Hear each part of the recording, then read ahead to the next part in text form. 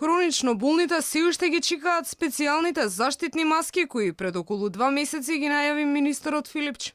Во декември лани Филипче бараше начин како маските да бидат поделени на, како што посочи, ризичната група на пациенти, која брои 50.000 граѓани, но досега маските не се ниту набавени. Собираме податоци тоа која ризична група на пациенти, односно граѓани, може дополнително да се заштити со специјалните маски. И кога ќе имаме таа бројка, ќе видиме како и на кој начин може да ги набавиме и на истите тие луѓе да им ги поделиме.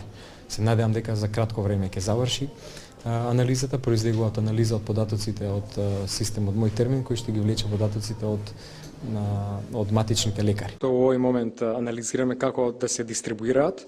Бројката за која што стигнавме дека треба да се набави негде околу 50 и ние сега ќе ја започнеме таа постапка со секторот за примарна и болничка заштита во Министерството. Работиме на изнаоѓање на најпрактичниот и најдобриот начин како да се подела. Од Министерството за здравство 2 дена молк. Нема одговор на прашањата на Алфа. Зошто не се набавени 50.000 маски, кои во деновите на енормно загадување им се повеќе од неопходни на болните?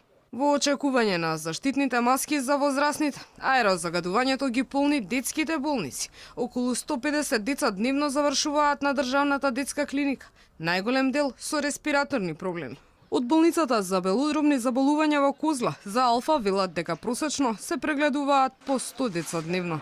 Според Светската здравствена организација, вдишувањето на канцерогени честички освен со болести може да резултира и со смрт. Оваа организација изброи дека како последица од загадувањето во светот годишно животот го губат околу 600.000 деца.